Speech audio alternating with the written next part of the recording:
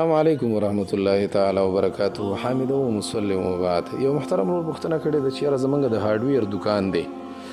هارډویر یو انګریزي لفظ دی کنه، نو انګریزي کې خو یې ډیفینیشن او تعریف دی ایکسټرنل ان انټرنل ډیوایسز، خو لکه موږ او تاسو ورته دا ویلی شو چې دا د کور د ضرورتونو چې دا کم د کور د ضرورت چې کم سامان دی، پیپونه دي او مطلب جالونه دي او یا چې کم د انسان په کور کې د ضرورت کم سامان وي، دغه ته هارډویر وایي. وای د دې دکان دی زمونږ، نو بیا په دې کې داسې کسي چې کم کس مستري وي یا مطلب کاریګري، هغه د کور مالک راولي یو جال موږ سره مثلا جال دی خرڅوي ور باندې، د اوسپنې جالونه نه دا جال دی دا ور باندې خرڅو، نو موږ دغه ته کور والا مالک ته 200 روپۍ ګز ووایو، بیا په دې کاریګر باندې په 120 روپۍ باندې خرڅ دا دی یو کاریګر باندې زمونږ دغه طریقه باندې دا خرڅول دا شرعي حکم څه لري. بله دا د دې کاریګر هلته د سړي سره کار وکړي، نو چې کوم سامان او سودا ورسره پاتې شي هغه موږ ته واپس راوړي، هغه ترې نه موږ واپس اخلو. نو د دې شرعي حکم څه دی چې لا محترمه دغه کوم چې کاریګر دی او دا د دې سړي نه دا پیسې اخلي، نو دا په کوم حساب ورنه دا پیسې اخلي؟ لکه اوس مثلا هغه سره دا خبره کړې ده چې زه به په تا په 200 روپۍ خرڅوم، نو که هغه سره دا خبره کړې وه نو بیا تاسو ته ولې هغه سړی راوسته؟ نو دې نه معلومیږي چې دا معامله هغه سړي سره چې دی کوي نو دا په دوکه ورسره کوي، نو چې دوکه غرور پکې راغی نو بیا خو شرعي نقطې نظر سره دا معامله ټیک نه ده. او تاسو چونکې ورسره ملګري یې، ملګري په دې اعتبار سره چې تاسو هغه سړي ته دا نه وایي چې دا موږ په د باندې 100 روپۍ باندې خرڅو، نو فلهذا دا تعاون علی الاسم دی، نو دغه اعتبار سره دا مسله صحیح نه ده. بالکل د بل چا نه سړی کمیشن اخیستی شي، کمیشن د بایې نه اخیستی شي چې څوک یو شی خرڅوي، او د مشتری نه اخیستی شي چې څوک یو شی اخلي، هغه نه سړی کمیشن اخیستی شي. خو لیکن په هغې کې 2 شرطونه اهم دي، ډېر شرطونه دي پکې، خو لیکن 2 پکې اهم شرطونه دي. اولنی شرط پکې دا دی چې هغه به د هغه په اجازت باندې دا شی یا هغه ته اخلي او یا به ورته خرڅوي. دویمه دا د اجرت به پکې معلوم وي، ورته به وایي زه دا شی درته اخلم، ما ته به پکې دونه پیسې راکوې، یا دا شی درته خرڅوم ما ته به پکې دونه پیسې راکوې. نو که تاسو سره خبره وسو کې مثلا دا په 200 کې 10 روپۍ دي، نو دا 15% شوه، په 100 کې 15 روپۍ شو. نو که تاسو سره خبره وکړي چې دا شی زه درته مخکې په 200 خرڅوم خو تاسو به پکې ما ته 10 روپۍ راکوئ، نو وګوره اجرت معلوم شو، نو بیا دا جایز. او که نه د دې اجرت نه وي معلوم او دا قرنګې بهامي صورت وي، او یا مطلب دا دی چې هغه سړي ته په ذهن کې دا ورچي چې دا خو په 200 دی دکان کې او زه تا ته په 200 اخلم او دی اخلي په 120 روپۍ،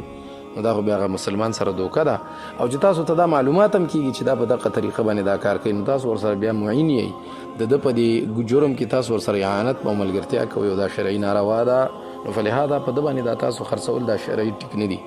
پاتې شو چې کوم سامان د سره پاتې شو تاسو ته راوړي، نو هغه که چېرته د مالک په اجازت باندې او هغه یې دته هبه کړي هدیه کړي، ورته وایي بس دا سامان زما نور نه دی په کار او ځان سره یو څه هغه تاسو ته راوړي او تاسو یې ترېنه واخلئ، نو بیا خو جایز. او که نه څه بله طریقه وي نو د هغې وضاحت وکړئ، بیا به د هغې حکم درته بیان کړو. پاتې شوه دا د کمیشن والا مسله، نو دې ته په عربۍ کې سمسره او سعسره وایي، او دې سړي ته سمسار او سیاسار وایي، دلال هم ورته وایي. او دا په حدیثو کې باقاعده طور سره ذکر دی، ابو داود کې په دې کې حدیث دی د قیس ابن ابي غرزه، هغه كنا نسمى في عهد سما يسمي كنا نسمي في عهد رسول الله صلى الله عليه وسلم السماسرة، فمر بنا رسول الله صلى الله عليه وسلم فسمانا باسم هو احسن منه. وای موږ به مخکې دغه سړي ته دغه عمل ته هم سمسره ویله او د کس ته مطلب دا دی چې سمسار ویلی، بیا نبي علیه الصلاة والسلام په موږ باندې تېرېده، موږ ته ډېر زیات بهترین نوم کې خوسته هغه دا دی چې باقاعده طور سره نبي علیه الصلاة والسلام موږ ته تجار ویلي، ځکه نبي علیه الصلاة والسلام هغه الفاظ ورته دا کړي، فقال یا معشر التجار ان البيع يحضره الحلف واللغو فشوبوه بالصدقه. نبي علیه الصلاة والسلام فرمایي دی بیع کې کله کله سړی قسمونه مخري، کله پکې فضول خبرې هم کوي، کله پکې دروغ هم وایي، نو دا بیا صفا کوئ په صدقې سره، دی کې لږه لږه صدقه هم کوئ. نو په دې کې باقاعده طور سره د صحیح بخاري روایت هم دی. نو خلاصه د خبرې دا ده چې کمیشن کاري دا شرعاً جایزه ده. بخاري کې په حدیث دی کتاب الاجرت کې باقاعده طور سره باب ور باندې ایښی دی چې په دې کې مراسم به دغه د سمسار اجرت د سمسار، لیکن مسله پکې دا ده قربان دې شمه چې هغې کې ما درته ویلې بنیادي خبره دا ده چې 2 شرطونه به پکې وي. احسن الفتاوا دا مسله لیکلې 2 جلد 203 نمبر صفحه د کتاب الاجاره. د قرنګي فتاوا محمودي دا مسله ډېره مزیداره لیکلې، فتاوا محمودیه ما سره ده، او فتاوا محمودیه 14 جلد او 619 نمبر صفحه ده، باب اجرت الدلال والسمسار. دا باب ثابت دی په بیان د دې کې چې یاره سړی کمیشن د دلال او سمسار ورکوي نو دې کې دی لیکي کسی دوسری خریدار کو دھوکہ دینے کے لیے قیمت میں کمی زیاتی کرنا یو سړی دی دې کې خو لږ صورت بدل ورته لیکلی دی خو همدغه قرنګي صورت دی چې یو سړی دی یو شی درنه اخلي او دلته بل سړی تا تیار کړي نه ولې هغه درته لږ ګران قیمت ووایي او بیا دی ورشي ورته ووایي چې یاره مثلا زه به یې درته په ارزان واخلم خو ما ته به دونه پیسې راکړي نو بیا هغه لیکلي چې دا شرعي نقطه نظر سره صحیح نه دی ځکه دغه سړي سره دھوکه ده یو شی په حقیقت کې په یو مارکیټ کې په یو ریټ باندې دی تاسو یې ته په بل ریټ ورکوئ نو دا بیا ښه خبره نه ده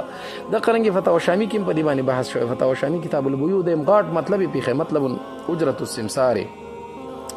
نو دا څلورم جلد 560 نمبر صفحه ده دی واما الدلال فان باع العين بنفسه باذن ربها فاجرته على البائع بیا دې کې دی راځي کنه وای که چرته مشتری سره خبره نه وی کړي لکه مشتری ته دا نه ویلي چې تا نه به زه کمیشن اخلم نو هغه نه بیا چې کمیشن اخلي دا بیا ناروا دی دا وګوره دی وای فاجرته على البائع وليس له اخذ شيء من المشتري لانه هو العاقد حقيقه دا وګوره نو خبره دا د ملاسب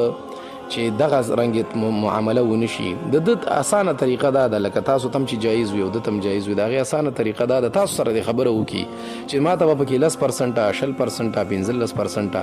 دا ګټه به تاسو په کې ما ته راکوي یو شی په 100 روپۍ درته ما خرڅ کړل 10 روپۍ به کې ما ته راکوي یا به 15 یا 10 ما ته راکوي نو مخکې کده بیا په چا باندې خرڅ کینو بیا خیر دی او کنا مثلا تاسو دا کاته نه وي او هم د قرنګي مبهمه خبره کله چانه یو شی یو مرمه پیسې وي کله چانه بل دا بیا دوکه ده د بشري لحاظ سره صحیح نه ده. السلام علیکم ورحمت الله.